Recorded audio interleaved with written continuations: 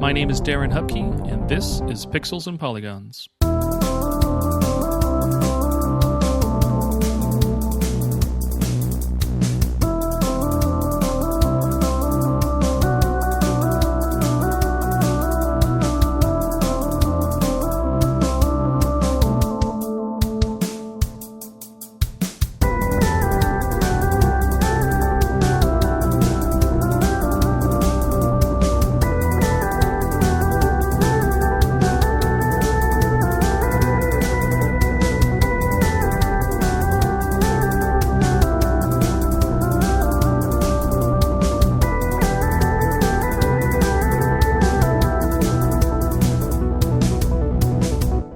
Hello everyone, welcome to a new episode of Pixels and Polygons. We're getting in the 30s. Someone told me that a lot of podcasts or, podcast attempts, like the average they fizzle out at is around 21 episodes or so. I have no idea if that's true or if that's an honest or accurate stat or what real studies went into that. I was just verbally told that, and that made me a little bit excited. That fact that I've passed that mark and we're cruising along. Had a hiccup last week with a delayed release, but this one will be released on Friday, and technically that counts. Friday's my release day, so success. I've got two guests on the show. My returning guest for the first half of the episode is Rusty Shackles, artist and gamer and fun guy to talk to. So we had a continued conversation from our previous recording session, and we get to kind of continue out to hear more about some of his cool thoughts and shares. And then on the back half of the episode, my wife Nicole came in to help bookend the episode and round out this question and this topic for this portion. So two returning guests, two fun conversations in two pieces. We answer the question, what is a memorable or favorite like gaming moment that made you go wow, or like a wow gaming moment. So that's always kind of cool because, again, it's got a really, personal stories or personal ties and attachments to what it was and, why it made you so impressed and everything. So it's always just kind of interesting to have a question that kind of leads the conversation in that direction. Otherwise, that's it. Enjoy the episode. And as usual, I'm going to plug the Patreon page, patreon.com/Darren Hupke, read some video game articles and some behind the scenes looks at some of the stuff that I'm working on there. All of it's free. If you do want to support me financially, there is a paid tier that you have access to an extra podcast called Single Player that I put out. That's just me solo talking about different gaming topics each week. Other than that, find me on social media on things like Blue Sky at Darren Hupke, and then like Threads and Instagram at Darren Hupke as well. But Blue Sky is definitely where I'm kind of more active. And yeah, have some fun, play some games, and come back next week for another new episode. Bye. All right, welcome back to another episode. I've got a returning guest, Rusty, on the show. He's been a recent contributor to the series, and it's been fun having conversation with him. So welcome again to the show, Rusty. Hey, thanks for having me back there. To kick things off as usual, the icebreaker question is going to be on hand. This you didn't have any warning of. This is something just to throw you off and laugh about it. But what is your favorite game character who wears green? Let me think if Tina Armstrong has any green outfits. No. Cammy, I guess. Actually, again, to my Street Fighter fandom, I'm looking at a Cammy figure on my desk. So that's an easy one, I guess. Cammy's good. I mean, it's barely green. It's got that high waisted V, bikini bodysuit, whatever it is. But it is green. It is green. It's technically it cuts into the wall. She's also in Cannon Spike, which is a shooter, so for variety. I am sorry to say I've never played Cannon Spike, and I know that's a game I would love, and I just missed it. I think I had gotten rid of my Dreamcast by then.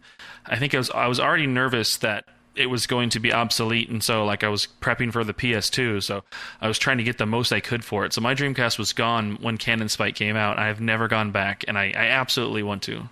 Yeah, like, if you've played, since it's Psycho, if you've ever played like Sengoku Aces or Samurai Aces, that series and all that, it's a very kind of similar feeling. But yeah, like that's like, I think I know there's other characters in the game, but it's always camis. Yeah, I think Charlie from Street Fighter is also in it, right? Yeah. And legally not Lin Kurosawa from Aliens vs. Predator. And a knight who's supposed to be based on Arthur, but he's like a tank character. Also, I think Mega Man's an unlockable in that too. Oh, really? Oh. Yeah. So there's a lot of fun, but it's a lot of like oddball takes on Capcom characters. One's like Dark Balrog, who's Vega, of course. Mm-hmm. In America, Vega. International, I think they call him just Claw. Claw, dictator, and boxer. Yeah, and then it's like and then just good old Sagat. But then it's like an evil version of him. There's a lot of the other characters are kind of like takes on Capcom cliches too. So you can tell it's a labor of love from an outside company paying homage to Capcom. See, I didn't realize there was more of that, so now I really want to play it. So yeah, I mean, with the age of the internet and whatnot, maybe it's more doable than not. I should definitely jump onto that train. It's almost like you're regarding a dream, a re-dream, if you will. That's what I think I have Redream, right? I think that's the most popular Dreamcast one. It was cheap. Yeah, it's great otherwise. Yeah. So. Cool. So put it on my to-do list, Canon Spike. But your favorite character who wears green, Cammy. Okay. Yes. Question's been answered. We will move into the main episode topic then. I also like this question a lot. But what is a wow moment you've had with a game? And like, what was it about it that kind of impressed you and everything? I mean, obviously this one, like, let's just kind of have more of a peek into, what drives you, like, from an entertainment and creativity standpoint and everything. But yeah, I'd love to hear what's that game and what's that wow moment for you? So for me, there's a lot of moments I thought about, and then I really kind of had to like think about what puts a smile on my face the same strength as the first time I did it. And for me, that is in Metal Slug 3.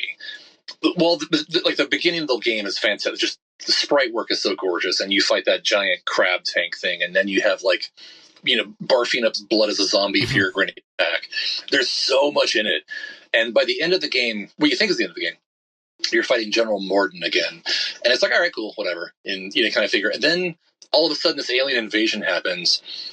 At that moment, the bad guys and you make peace, and then you start angling towards these rockets. And you're like, go, go, go. All of a sudden your characters blast off into outer space, and it's just it all of a sudden becomes like a vertical shooter. And it's insanely great metal.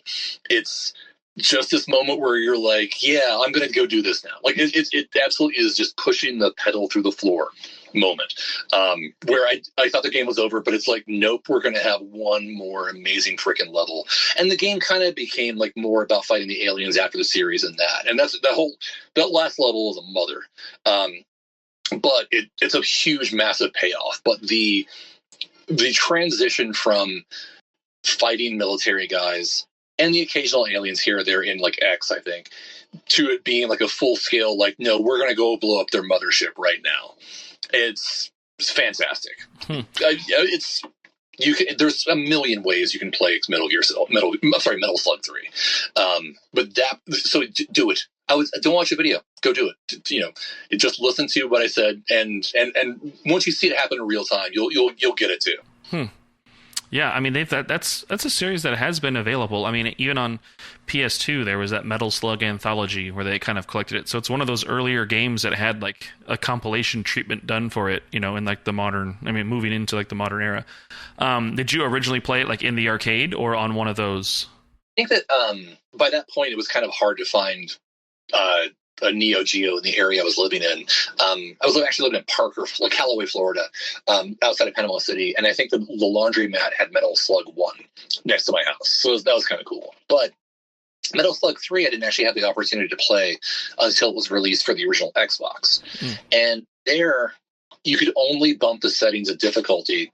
I think you could adjust the difficulty, but all it did was it would give you 5 lives instead of 3, and you had 5 continues total. And if you played any Metal Slug game, you know that's not going to get you too far. So for me, the additional thing was I figured out at a certain point, if you're playing the game and you're about to die for good, pick up controller 2 and hit start, then you start the whole then like that play has 5 characters, 5 lives, and well, that was the only, and it was such a mountain to climb to get to that last stage on just limited lives and limited continues.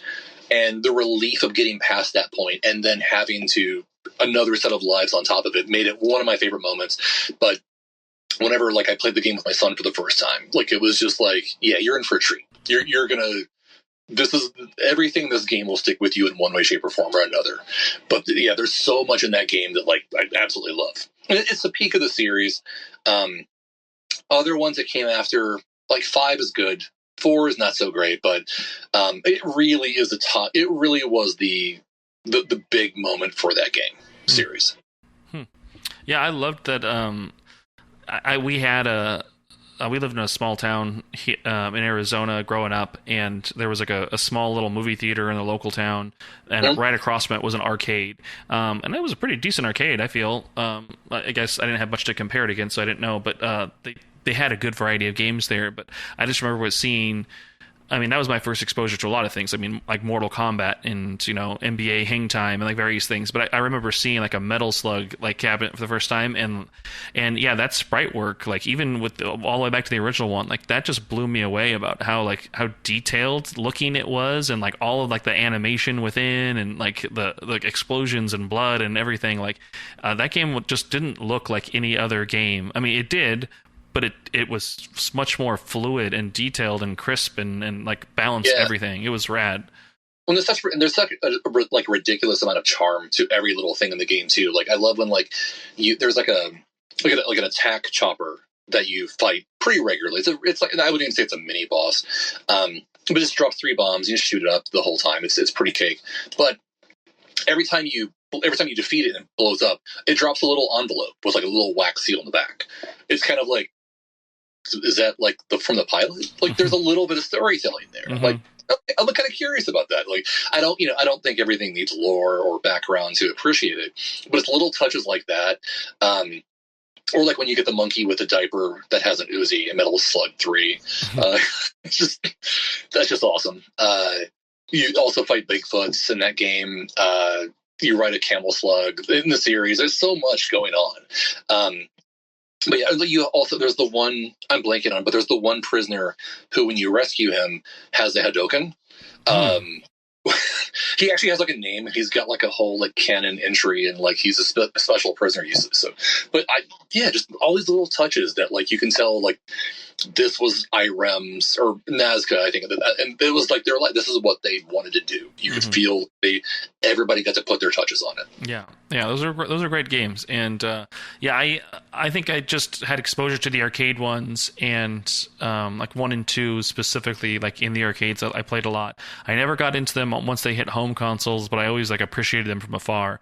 But I recently had picked up what is it, Metal Slug Tactics? It's like that conversion of the iOS or touchscreen enabled one. But it's like somebody finally told me about it, and it was like, oh, it's like a tower defense meets like Metal Slug. I'm like, oh, like those are okay. I'm absolutely into that. I love just obscure weird tower defense games and stuff too. So I was like, it wasn't very much to buy either. So I'm like, I'll play it for an hour or two. Let's see. And then like 6 or 7 hours later, I'm like, okay, this is it. I'm not going to come back to this game. I gave this my fill. Like this was really fun, but like now it is just like it's just a grind to like further progress and everything. And it was very entertaining, but all of the sprites and everything, you know, it definitely seems like they're just pulling it from like just series history. And I didn't know, but I mean, there was a lot of like, there's some alien and like weird like other like monsters in it, and I'm like, where are these from? I don't remember these from any of these Metal Slug games, but clearly must have been like 3, and then like as the series continued on. So at least it's good to know where they came from.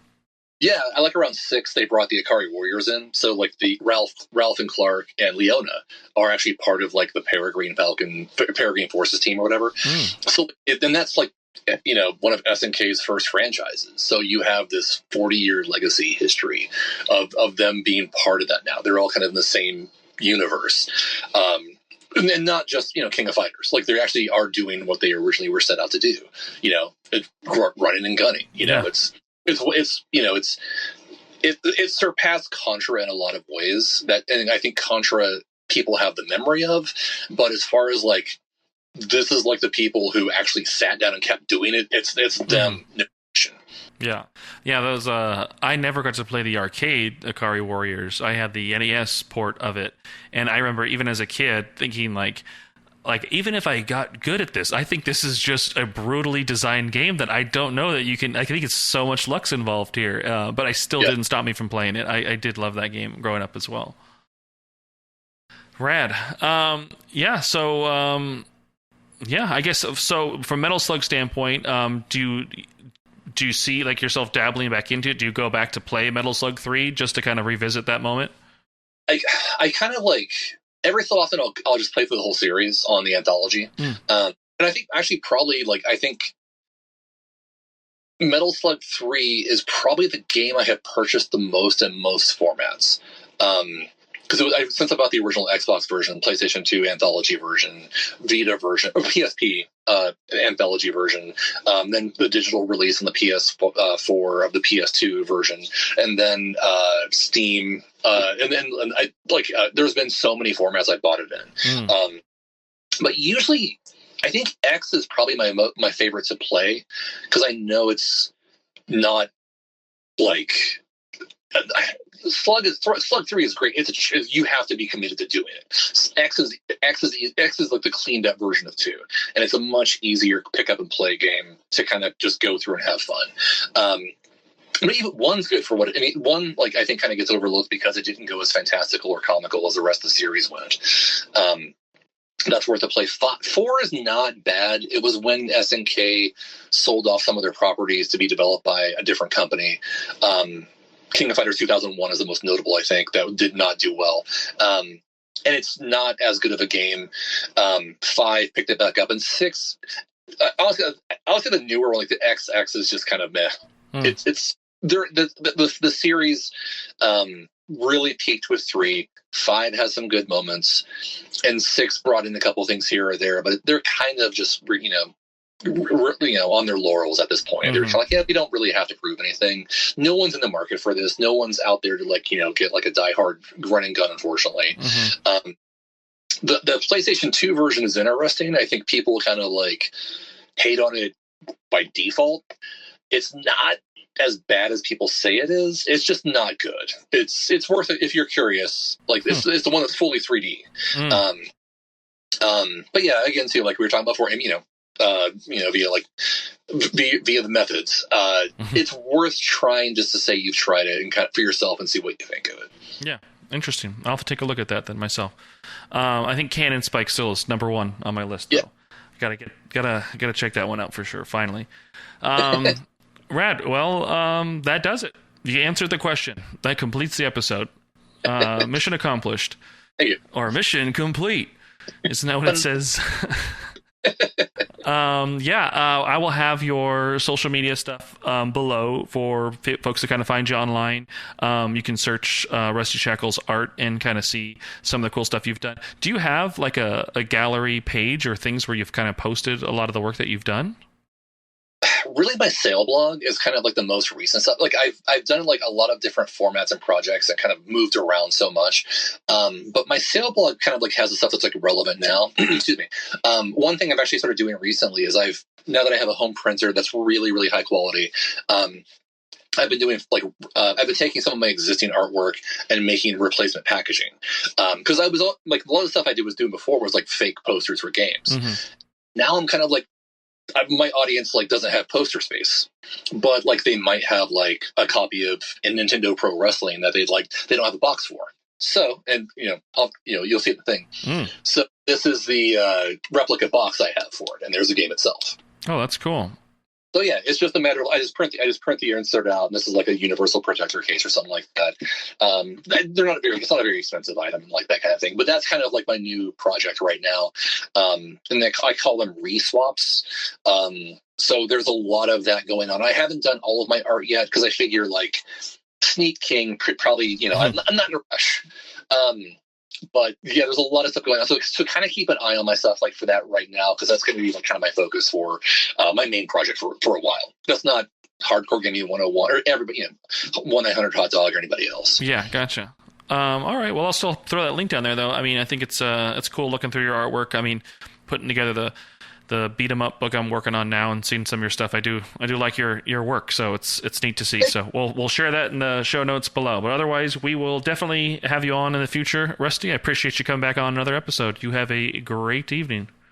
Hey man, you too. Thank you.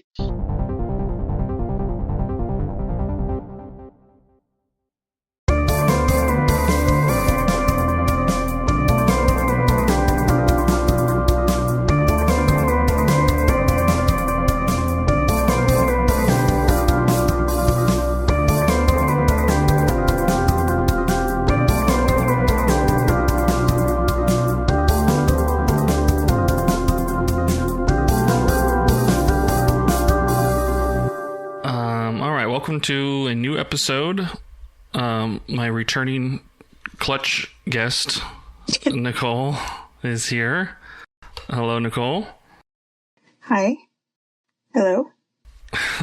I appreciate you supporting me in putting together these final version 1 episodes before I try and sample with mixing it up a little bit. But yeah. Thank you. You're welcome. Happy to help. So I've got the icebreaker question. So the one that you haven't been able to prepare for. Oh, gosh. So let's see. Let's just see. Who is your favorite character who wears green? Favorite character that wears green? Yes.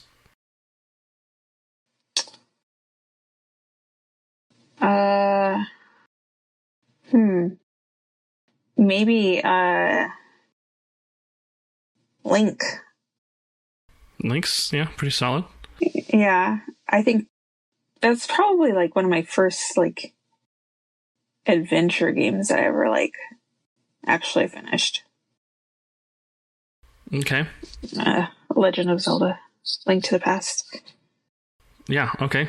That's a good choice. I mean, it's you can't go wrong with Link. I mean, he's got the famous green tunic. I couldn't think of any other, like, I mean, there's Frog in Chrono Trigger, but he's just green skinned, isn't he? Does he wear green clothes? Yeah, he's just green. And yeah, I don't know. I couldn't think of anything else. That's fine. Let's do a daily double, then ask a second one. If you could live in any gaming world, what world would that be? I feel like you've asked me one of these ones before. I think it was like where would you want to retire or something like that. It was, yeah. Oh, okay. I think this is slightly different. I would want to live in some sort of like medieval Victorian time. What? No electricity, or I guess maybe I don't know. No, oil lamps. Yeah, that's so gears weird. For clocks and water and like, yeah.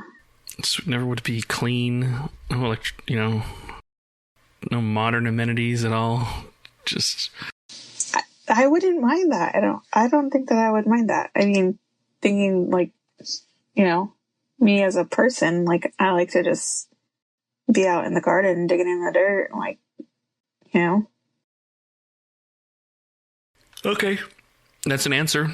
It works. Would you want to be a warrior of some kind, or it's just that world environment is something that you would be fine with? You would be an NPC living in your town. I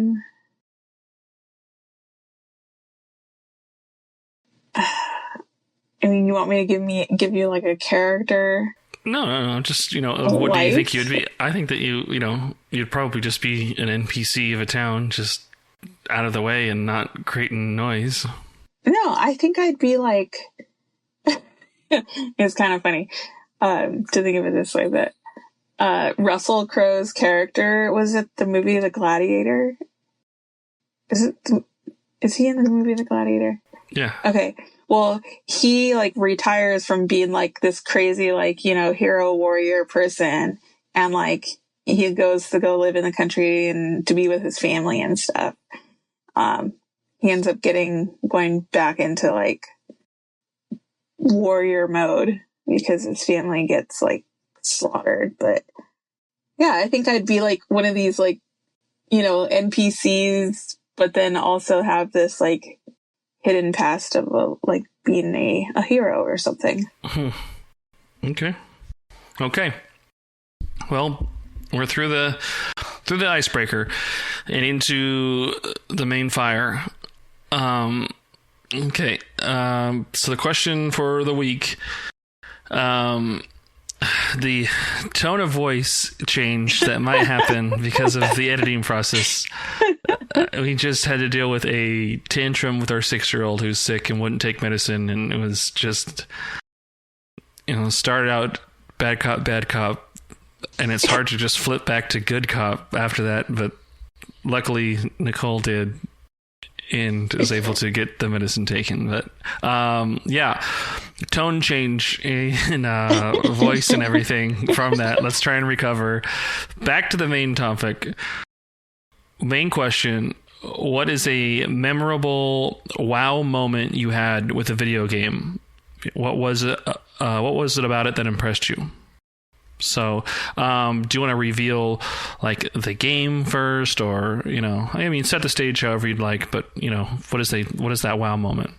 Okay, so I was thinking about this question for a little bit since you kind of like told me what you were going to ask me. And I was at first kind of conflicted about what I wanted to talk about. But then I realized I remember this like memory of like watching you play video games and Austin play video games, and some of the video games I would always think like why are you playing this game? It does not seem fun at all. Like, I just don't understand it. Like, it just doesn't make sense to me. It doesn't seem entertaining. None of that. So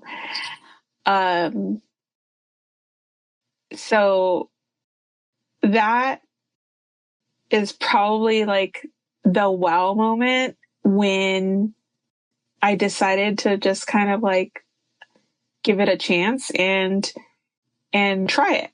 And, obviously I asked you for a lot of help and stuff and just like understanding the game and the gameplay.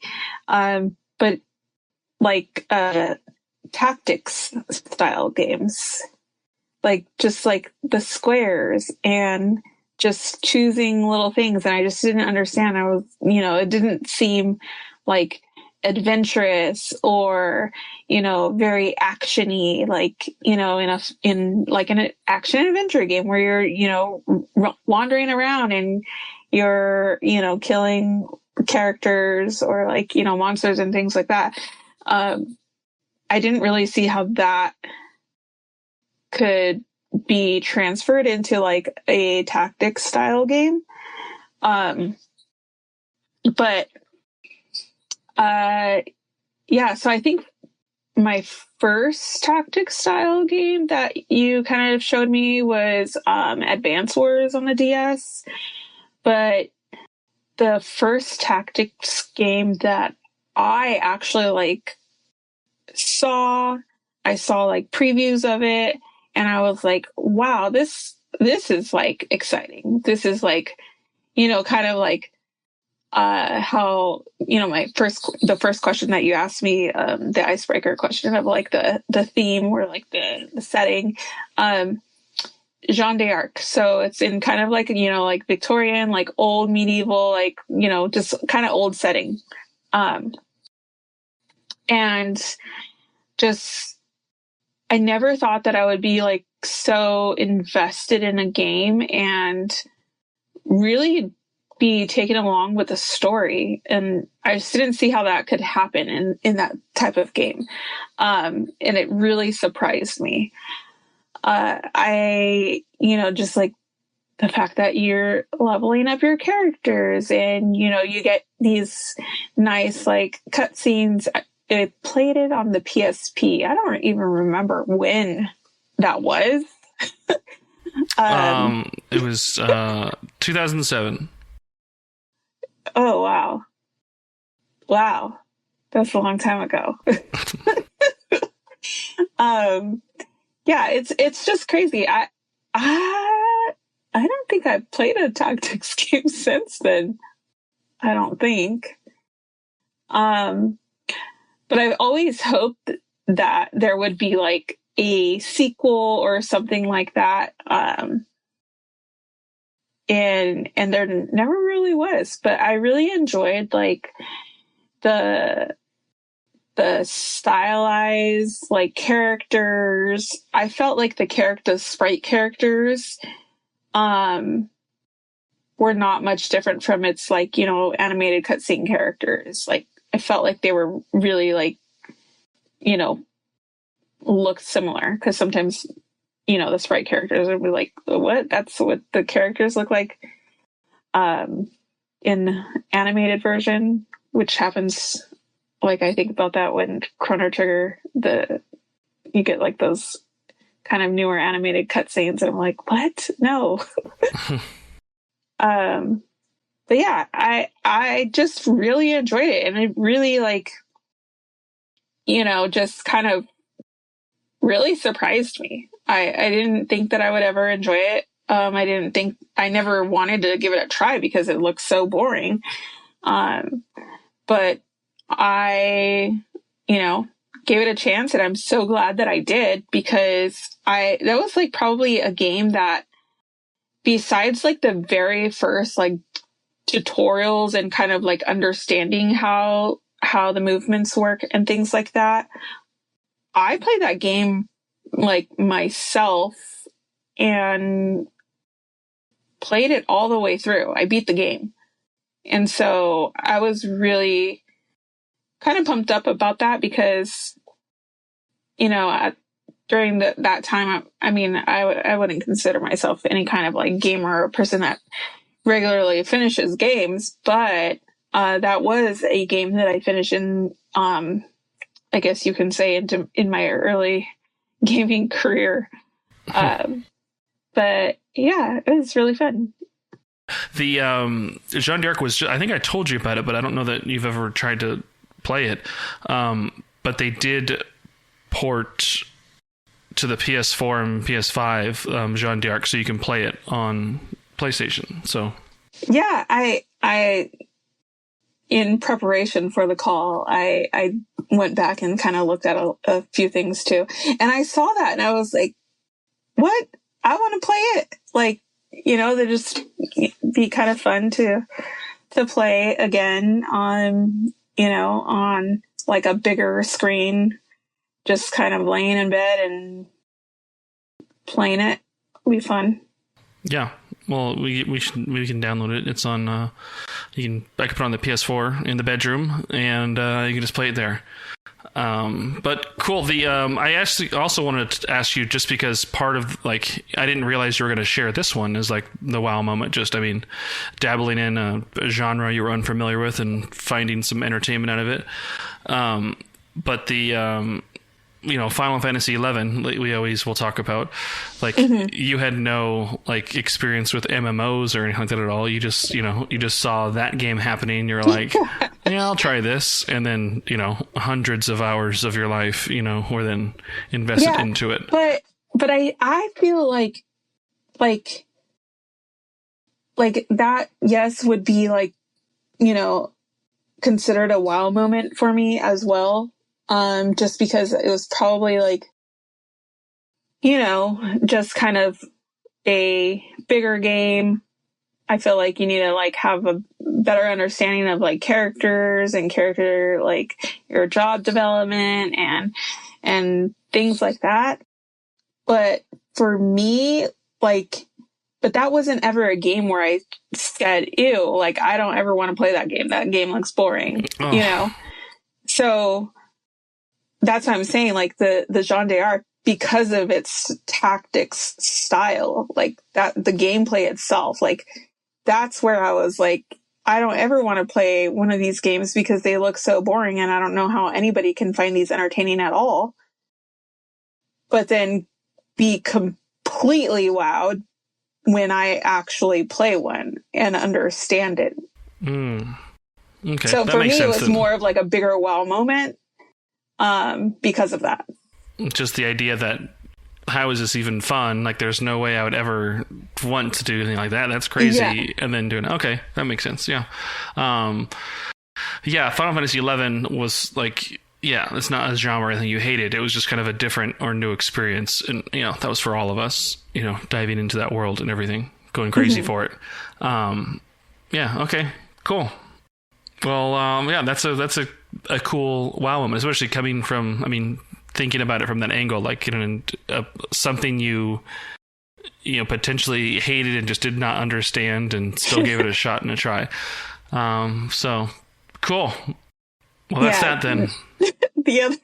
The other game that I was referencing to, kind of in that same like lump of like, I don't understand how anyone can ever have fun with something like this, is going to be Austin playing that NBA game. Yeah. And it wasn't even a game. Like, you just see like a menu constantly and like words. And I was like, what is he even doing? It was a game. It didn't look like a game to me. He just didn't play a lot of the game, like the actual basketball games themselves. He was simulating the games, but he was building a team. He was just doing the, you know, acting as like the general manager, you know, trading and like building his roster for his team, and then like letting the game just simulate the wins and losses and all stuff based on his team. Yeah, but that just can't be fun. Yeah, it's like a sim management. Yeah, it is fun. No, but like, you know, I'm thinking like sim, like The Sims. Like, you know, you are actually, yes, you're controlling the game and, you know, all of that stuff, but you see little sprites moving around. You see like the world. This, you just words, menus, words, and a lot of clicking. To each their own. No kidding. Okay. Well, that'll wrap that then here. Appreciate you for jumping in and coming on another one to help fulfill my promise of getting this out on Friday. So I'll begin my editing, and if you're listening to this, y'all, like, this literally was just happening. So this is as real time as you can get in the podcast world. Yeah, down to the wire. All right, thank you, Nicole. You're welcome. I will see you in 30 seconds. Okay, bye. Bye.